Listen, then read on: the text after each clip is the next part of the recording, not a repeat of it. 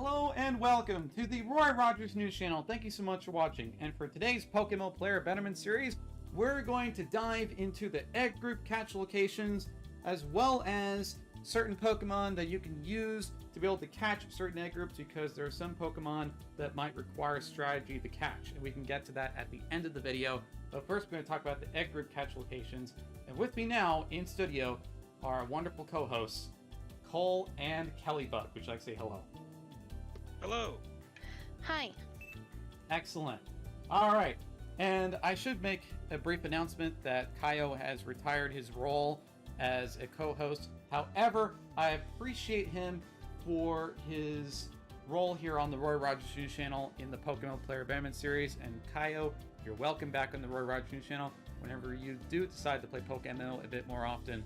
But Kaoyo didn't feel comfortable being a co-host, considering the fact that he told me that he doesn't play PokeMMO that often. But I look forward to future endeavors as the Roy Rogers News Channel continues to strive on. And without further ado, Cole and Kellybug, are you ready? Let's go. Let's do this. Excellent. All right, let's go ahead and dive into the egg group catch locations right now. So our very first egg catch location is the Field and Monster egg group. And you can encounter both of those egg groups over in Rust Turf Tunnel, which you can fly over to Venendorf town and then just make a capital L in the cave there. Rust Turf Tunnel is right near the Pokemon Center. It is so easy to get there. You can catch that Pokemon there, and feel free to catch your Whismers. Cole and Kellybug, do you have anything to say about that? And that's one of the cuter Pokemon to go for that egg group. It looks like someone took its eyeballs off, though. No, why did you have to ruin that for me? It's so cute. Now I can never unsee that. Man, Cole, just ruining the party for everybody. Well, then again, that's kind of the job of Team Magma anyways. But except they ruined the party for Team Aqua members, so there we go. I'm sure Maxie will be very proud of you, Cole. I do what I can. I'm sure Maxie is going to give you that promotion that you've wanted. Alright, anyways, without further ado, let's go ahead and change the egg group location right now. So our very next Pokemon is going to be Crustle, the Bug Mineral egg group. And you can get that either in Undella Bay or at Route 13. And you're going to need Rock Smash, but it's a 100% encounter if you do decide to Rock Smash.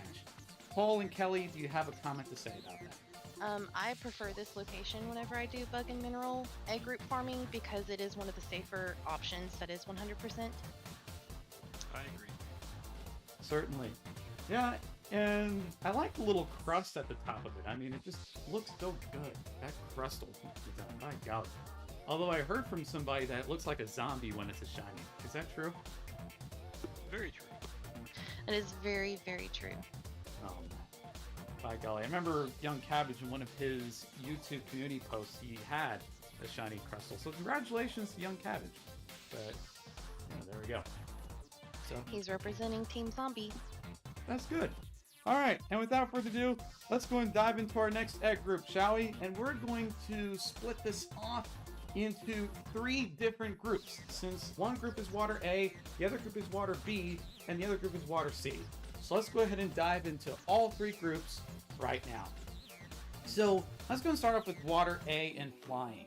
So you can encounter that at Route 104 in Hoenn when you surf around, and you get Wingull and Pelipper 100%. Cole, Kelly, do you have a comment about that? And the great thing about catching Pelipers is that they have a chance to hold a small lucky egg. Perfect. It's just the greatest spot I think there is for that water.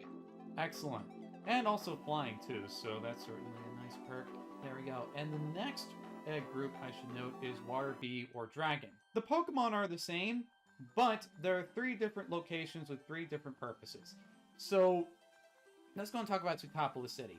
So you surf around and you get Magikarp. This is essentially sort of the mindless catch location. You can just surf around, get a Magikarp, stock up on quick balls, and you can just catch a bunch of Magikarps, and then when you see a horde, you can run away. And it's pretty nice, considering the fact that Magikarp has a pretty high catch rate, and considering the fact that in Teutopolis there is no Gyarados, meaning that the catch rate is a bit easier. So I can just throw a quick ball, and I can go about my business. Or, let's just say that you're trying to hunt for Suicune. The only problem is that the only place that I can come up with is the Lake of Rage while you're surfing around for Magikarp or Gyarados, 100%. Now, I know that some people are probably going to say, well, Roy, how come you don't mention the Dragon Den? And that's a good question, because in the Dragon Den, it is a cave. So as a result of that, you cannot get Suicune in the water. So that is why I mentioned Lake of Rage rather than Dragon's Den. But if you are hunting for Dratini, shout out to that particular location. But if not, then feel free to go over to Lake of Rage and you can try to get Suicune. The very last area, and I'm going to have to put out a disclaimer, that catching Magikarp is not a guaranteed 100%. And Magikarp does have a chance to flee, and this would be what I like to call the Petrowski method. And what is the Petrowski method? Going into the Kanto Safari Zone, using Old Rod, and catching Magikarps. Now, I should note that the Magikarp can have a higher catch rate if you throw rocks in the wild encounter. However, when you do throw rocks, it has a higher chance of fleeing, and I don't want to be responsible for your shiny Magikarp fleeing, so when you go to the Kanto Safari, keep in mind that when you go into Safari, there's always a chance that a Pokemon flees, but it is a very budget-friendly location to go to. Cole, Kellybug, you have a comment about the Magikarp locations? I would say the Setopolis location is great for if you are a shiny hunter. I believe I got 2 shiny Magikarps there within 20 minutes. And I think everybody that I know that has a Magikarp shiny came from there. So. That's awesome. What do you have to say about that, Kelly? Yeah, Sutopolis is also my go-to whenever I'm doing Water Bee and Dragon Egg group. Now that they have added the legendary beasts, and now that I know the Lake of Rage is a 100% place, it's probably going to be a place that I farm Water Bee and Dragon Egg groups in the months with Suicune. That's great. Just watch out for Gyarados, because Gyarados has a lower catch rate than Magikarp. Will do, thanks. Excellent. Alright, and the very last egg group that I would like to talk about in terms of the waters is Water Sea. Now, if you're trying to find a hybrid, then I would like to thank Kellybug for bringing this location to my attention. And this location is going to be at Petalburg City. Just use the Super Rod and you should be able to encounter Corphish 100% of the time. It is both Water A and Water C. So if you're ever trying to look to consolidate breeders, then maybe Corphish might be a good place to try to fish for. However, if you don't care about hybrid breeders, then I have 2 more locations to share with you all. The other location that I have here is Vermilion City, and that is if you surf around, 100% chance of encountering Tentacool or Tentacruel. And this is good for socializers because you can say, "Hey Bob, how's your day today?" And then Bob says, "Oh yeah, I'm doing great." And meanwhile, you caught about 3 or 5 Water Sea breeders. So there you go. Or if you want to hunt for Suicune, then you can be able to go to Olivine City, which has Tentacool and Tentacruel 100%. And that's good for Suicune hunters. So those are the 3 Water Sea locations that I have here. Cole, Kellybug, do you have a statement to make about this? It's 100% correct. Yeah, when it comes to this egg group, I think all of these options are wonderful. I do prefer the Corphish ones just because Tentacruel is a really easy shiny to get, and I am a shiny hunter, so that potential Corphish shiny is kind of piqued my interest when it comes to Water Sea egg group hunting. No, it's understandable. I know plenty of people dislike shiny Tentacool and Tentacruel, but yeah, I mean, personally, I view a shiny as a shiny, so, you know, either way, I'm very happy to encounter a shiny, because my account, I would say, has the lowest shiny rate out of my year bracket, so there we go. Cole, Kellybug, thank you for showing me up. Anytime. You're more than welcome to come and shiny hunt with us. We will get you a shiny. Yeah, we always love helping find shinies for people who don't have many. Thank you, I appreciate that. And on that note, let's go and dive into our very next egg group. Cole and Kellybug, are you ready for the intensity? Let's go. According to Cole's follower, I would say he is very ready. Yes, although we are going to discuss chaos, not yet. But the first thing is, we're going to turn up the heat, because we're about to have a dangerous 100% egg group. You know what that is? I don't know. I don't know what it is. I'll give you a hint.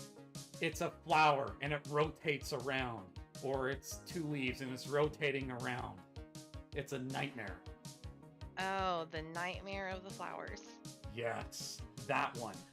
And that would be Hoppip and Skiploom over at Memorial Pillar. It's 100%, but this Pokemon is very, very difficult to hunt for. However, stay tuned to the very end of the Roy Rogers News channel, because I do plan to showcase a tactic in order to get Hoppip or Skiploom without much worry. Cole, Kellybug, do you have a statement to make about the Flower of Nightmares? I think it's pretty tricky. I've never seen anyone come up with a solution for guaranteed 100% safety until now. I've always just thrown a quick ball because it seems to be very, very high catch rate, but there's always a chance that you run into a shiny. So I think what you found out is excellent. This is actually the egg group that I am the most excited for, because it is going to help my egg shunt out tremendously, because I've been looking for a bunch of fairy breeders, and so this egg group is the one that I've been looking forward to us showcasing the most. Excellent. All right, and on that note, keep that egg group in mind, because we are going to talk about how to get that at the very end of the video. But for now, we're going to talk about Chaos. So, Cole, Kelly, are you ready? This is where I was talking about Cole was ready because of his follower. Oh, that's great. All right, let's go and talk about all 3 locations right now. So starting off in Helen, if you're looking at Cole, and if you're saying, man, I wish I can have a shiny Duskull, the good news is that you can. Over at Mount Payar, inside the building. Don't go outside. Inside is where the 100% Chaos egg group is. You can either get Shuppet or Duskull. And in Unova, you can get the Litwick over in Celestic Tower. Make sure it's at the 2nd floor, and that's going to be 100% Litwick, but only on the 2nd floor. And then for the 3rd option, you can go over to Old Chateau, which is 100% Ghastly. Kellybug, Cole, do you have a statement to make about this? Other than it being my favorite egg group, and I'm still trying to, after 11 years, trying to complete my Ghost Shiny decks. It's good news. Yeah, this is, again, one of my favorite egg groups, and so I love the locations for all of these options are great. Certainly. And I should note that if you're trying to find a way to catch these Chaos Egg Group Pokemon, stay tuned to the end of the video, because I do plan to showcase some Pokemon for everybody, so that way you can be able to catch these Pokemon and you don't need to worry about it. So stay tuned. I do have a tactic for that.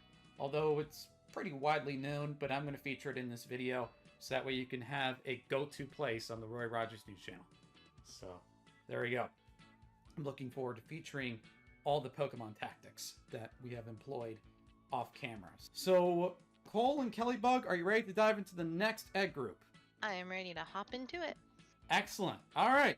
And the next egg group is going to be Humanoid. Now, there are 3 locations that we have picked.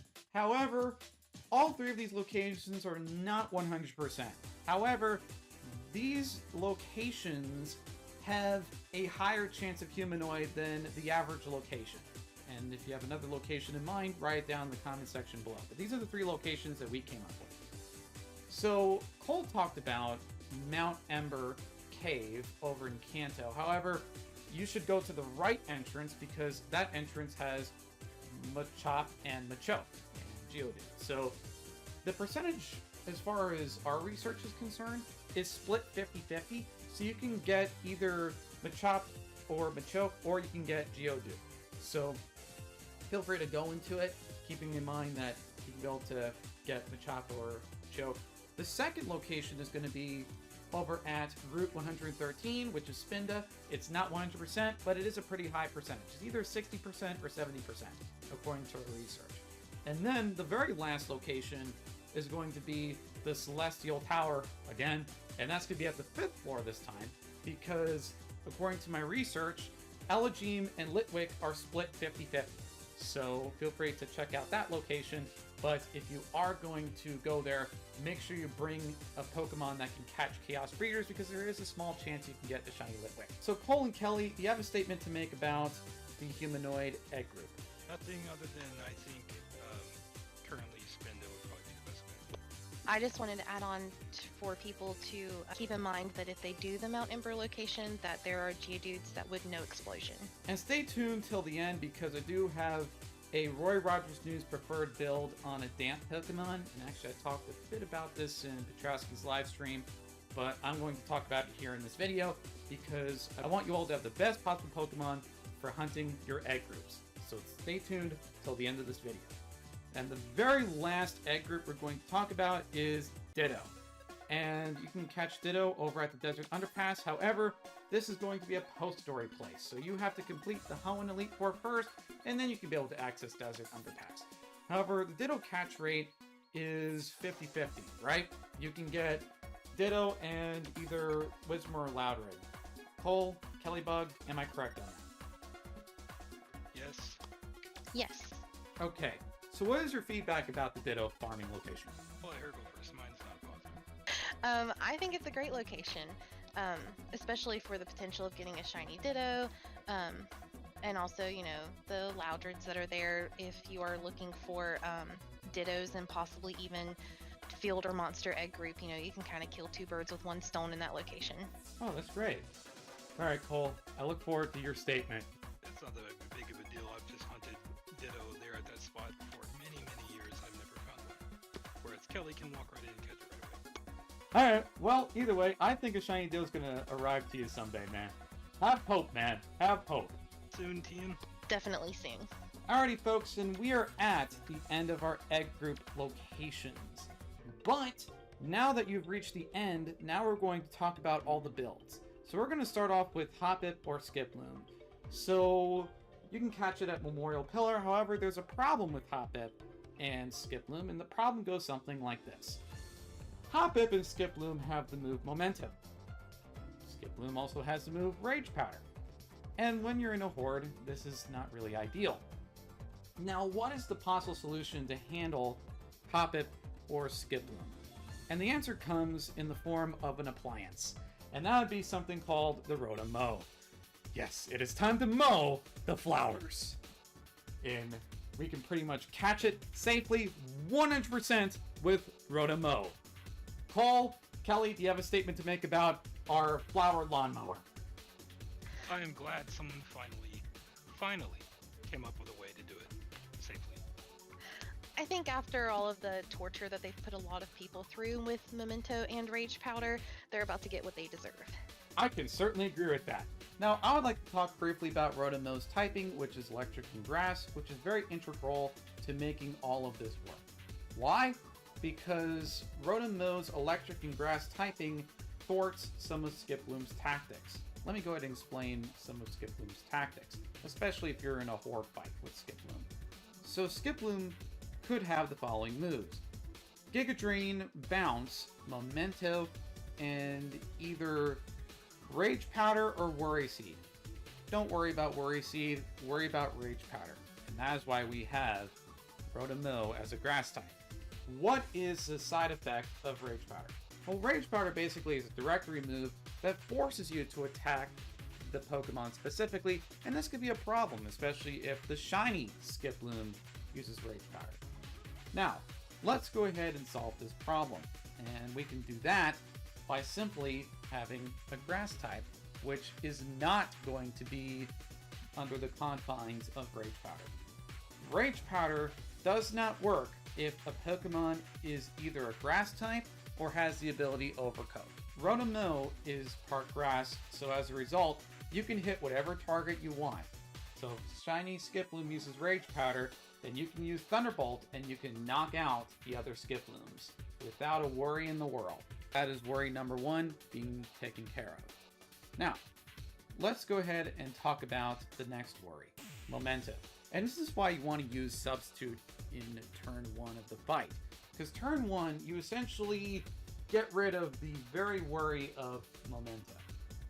And you just scout and see which Skiploom uses Momentum. They might ask me, hey Roy, how can I be able to do that? And that's a good question.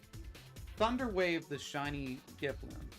And what that does is what I like to call flagging the Skiploom. Meaning that in the next batch of turns, notice which Skiploom moves last, because Thunder Wave cuts the speed stat by minus 50%. So that Skiploom will move last in the next turn. Keep spamming Thunder Wave on that exact Skiploom, and then see if it uses Memento.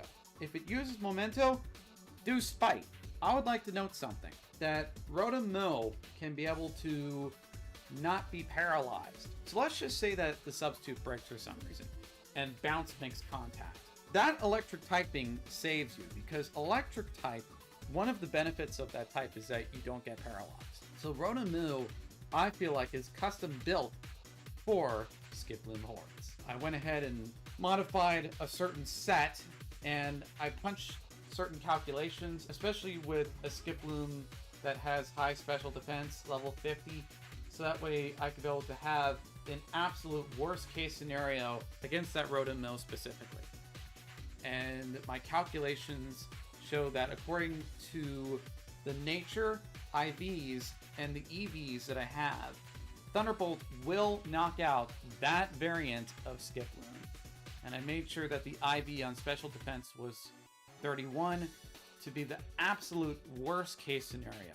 I want you all to know that I've done a lot of research for the past few days about this exact set of Rotom Mow, because I've wanted to solve this problem of people having their shiny Skiploom or Hoppip kill itself. And I don't want that to happen to you, so that's why I took a lot of time to study this. And I hope that this helps you out with catching your fairy and grass breeders. And without further ado, let's go ahead and dive into the specifications, shall we? So the nature needs to be modest. The IVs, it would be recommended if it's 5x31. If it's not, you can just do 31 HP, 25 defense, 31 special attack, 25 special defense, and 31 speed if you want to do a budget breed. And the EVs are 252 HP, 6 special attack, and 252 speed. And its moves are Substitute, Thunderbolt, Spite, and Thunder Wave. The ability is Levitate, and its item is Leftover. And you might be asking me, hey Roy, how come you have that moveset specifically for Rotom Mow? And that is a good question. The reason why I have this moveset is as follows. Memento does not work when a Pokemon is behind a substitute. So you pretty much defeat Memento there. And also you defeat a fair amount of other status moves like Worry Seed and that sort of thing. But not really relevant to Skiploom. And as for the reason why I have the move Thunderbolt, that is in case we encounter a Skiploom horde. Thunderbolt can pretty much target the other Skiplooms, and then you can go over and do Spite, and what that would do is that would essentially deplete the PP that Memento has. Keep in mind that Memento has a total of 10 PP, so all Skiploom needs to do is use Memento twice in order for you to use the Spite, right? And then, guess what? 4 plus 1 is 5. 5 times 2 is 10. So that means that, by this logic, Skiploom no longer has the ability to use Memento. What does that mean? That means you can go into your catcher and you can go about your normal business. You can catch Skiploom and not worry about it killing itself. And I should also note that the reason why I have Thunder Wave as my 4th move slot is more so for marking my target. So let's just say that there is a shiny Skiploom in this horde. What I would like to do is like to Thunder Wave the shiny Skiploom so I can be able to target it specifically, and then I know in the next batch of turns that the shiny Skiploom is going to move last. And while this is taking place, what I'm doing is I'm trying to scout for momentum. So I spam Thunder Wave on that specific Skiploom that I'm targeting. I don't Thunder Wave the other ones, I just Thunder Wave the one that I'm specifically targeting. And the moment that that other Skiploom uses Memento, I then use Spite. And then if it paralyzes, then I use Spite. Again, because that is essentially a free Memento. Which then means that that Skiploom only has one more Memento left. And depending on the circumstances of the match, you can use Thunderbolt and you can just knock out the other 4 Skiploom one by one. Now, this is, in my opinion, the safest way you can get a shiny Skiploom or shiny Hoppip if you are hunting for that. But if you're trying to catch the grass or the fairy type egg group, then you might want to invest in a Rotom Mow. Cole, Kellybug, you have a statement to make about this, because you've seen me test it before off camera. But like I said, I think it's excellent. Yeah, I agree. I think it was really amazing to see it kind of in play, and I'm excited for whenever you put it into your videos, showing everybody that's watching like all of the steps to go through to actually working the Rotom Mow through the whole horde. Yeah, and I look forward to featuring that because I don't want you all to be sad when you have a shiny Skiploom. I want you all to have a solution once you have it there. And then we have a second build for Hoppip and Skiploom hordes. However, this is a more budget-friendly version, and it does not work on hordes. What is it? It is a Vigoroth. The nature is jolly, the IVs are 5x31, but if you want to go out for the budgetary option, 25 HP, 31 attack, 25 defense, 25 special defense, and 31 speed. The EVs are 252 HP, 252 special defense, that's important, and 6 speed. And the reason why that's important is because Vigoroth is not really good in special defense. And the moves are False Swipe, Taunt, Substitute, and Yawn. Its ability is Vital Spirit, which prevents it from falling asleep, and its item is a leftover. Alrighty, Kellybug, how'd you come up with this Vigoroth? Well, I've actually seen people inside of my team talk about using Vigoroth for alphas because it's a normal type and False Swipe will hit them harder. And then, as of course I mentioned before, I do farm a lot of fairy egg group breeders, and I thought it was interesting that it knew, or it could learn Yawn, and it would be easier to put it to sleep. It can take hits like the Giga Drain and bounce better than other Pokemon can. I don't have to use Soak on it for the Yawn to put it to sleep. It was just an easier, cheaper, quicker way for me to have a Pokemon to use to catch Hoppips. But like you mentioned earlier, the Rotom Mow is going to save me for whenever I run into the hordes of the Hoppips. So I'm excited to use both of them together.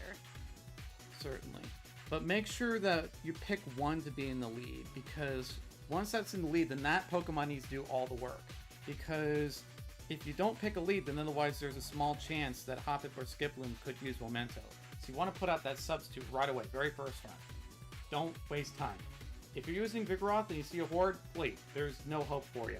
But if you are using Rotom Mow, then you can be able to counter hordes and you can be able to give them a taste of their own medicine. So feel free to use Rotom Mow if you can afford it. If you can't, then you can use Kellybug's build. One more thing. When you try to catch Skiploom, it is preferred to use a Great Ball because Pokeballs don't really work that well. And on that note, Cole, Kellybug, are you ready to dive into the next Pokemon build? Yep, I'm ready. Alright, perfect. So let's go and dive into them, shall we? We're going to go ahead and talk about the standard Chaos Catcher, because it's important that you know what a standard Chaos Catcher is. So it is a Smeargle. The nature is jolly. Its IVs are, well, you can make a budgetary option, which is 25 HP, 31 attack, 25 defense, 25 special defense, and 31 speed. Or you can do a 5x31 if you want to have an ironclad Smeargle. Alright, and the EVs are 4 HP, 202 attack, 2 defense, and 202 speed. And its moves are Spore, False Swipe, Soak, and Payday. And the reason why you want Payday is just in case you want some extra cash while you're hunting for Ghost-type Pokemon. Its item is Leftovers, and its ability is Technician. And Technician, what it does is that it basically increases the power of moves like False Swipe and Payday, because they are low-powered moves.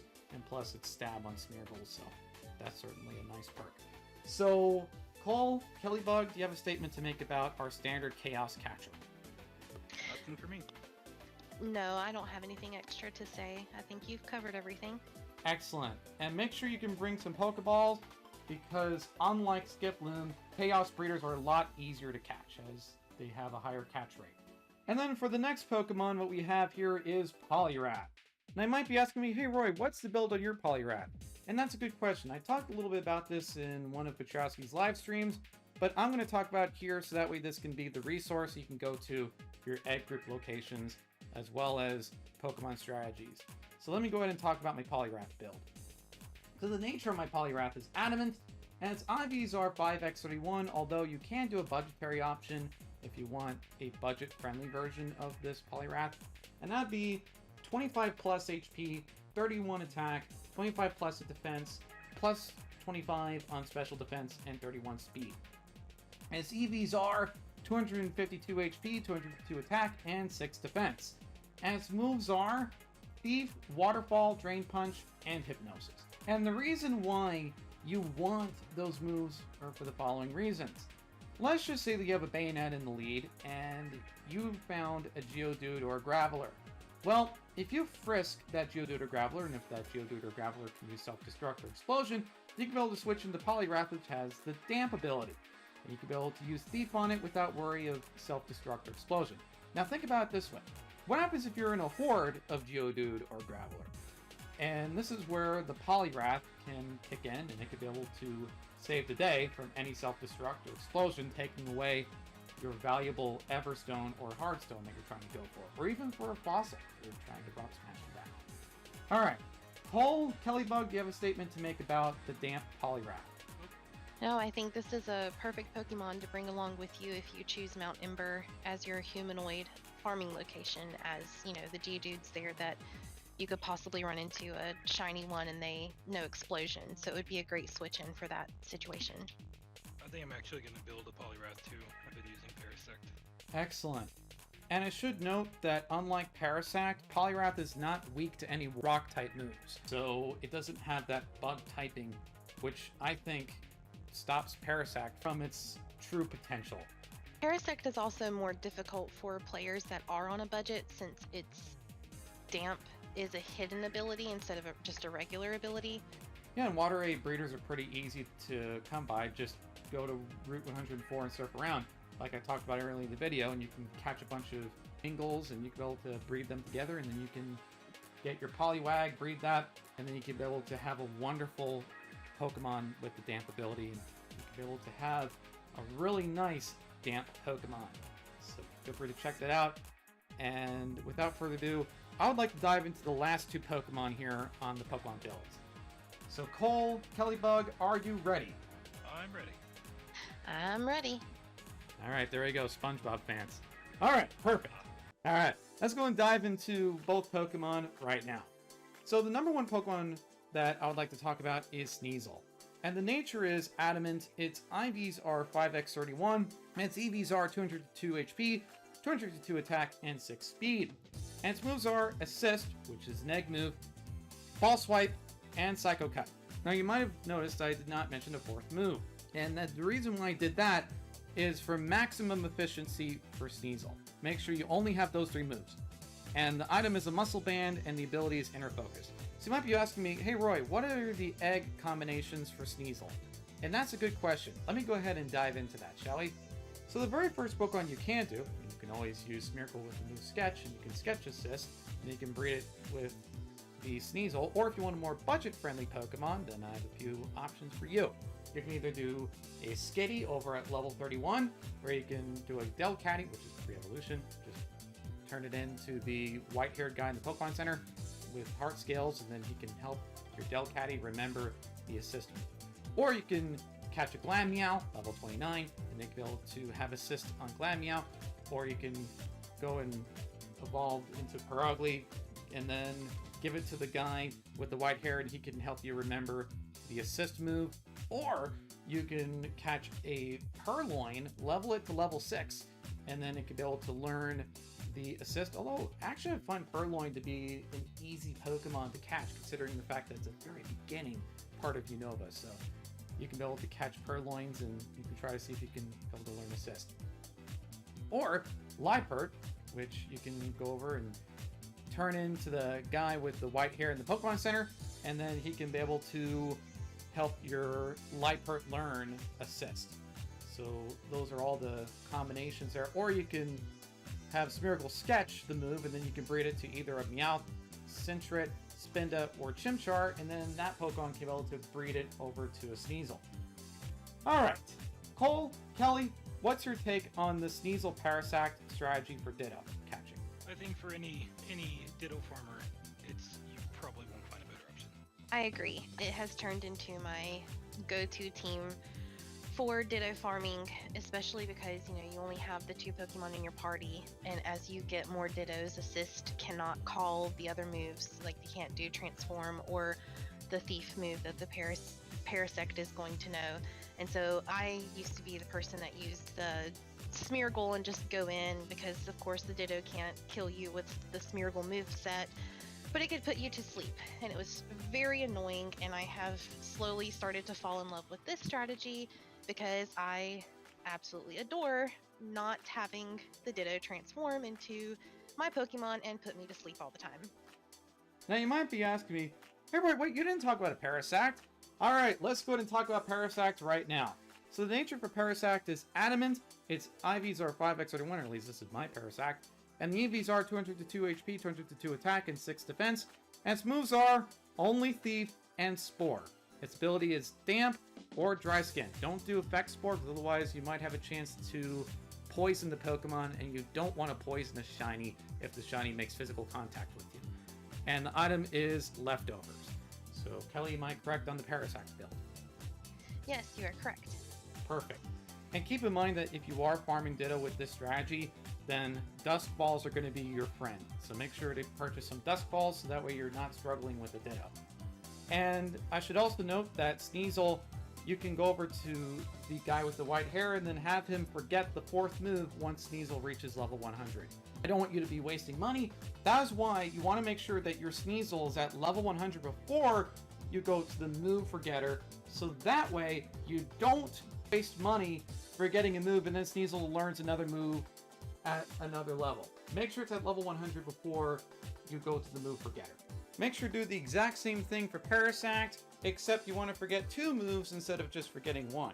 And the reason for that is that way Assist does not call over another move, so you want to make sure you forget the other 2 moves that Parasect has and only have it learn Thief and Spore for the Ditto farming. Just want to make sure everybody knows that. Alrighty, Cole, Kellybug, you have a statement to make before we sign off? Nope, I think you covered everything, except I wanted to point out that if anyone is going to be hunting the shinies while you're doing these breeder collections, if you can't find the shiny, just ask Kellybug to come to your spot and she will find it straight away. Hey, now. That's not true. Not hearing anything. Not hearing anything. Alright, anyways. Let's go and sign off for now. This is the Roy Rod Shoes channel. Don't forget to comment down, subscribe to the channel. Thank you so much, Cole and Kellybug, for being a part of the Roy Rod Shoes channel. No problem, it was fun. Thanks for having us. Yeah, certainly. This is the Roy Rod Shoes channel. Don't forget to comment and subscribe to the channel like the content that you see here. And this is the Roy Rod Shoes channel signing off. Fast, accurate, unbiased. Roy Rogers News.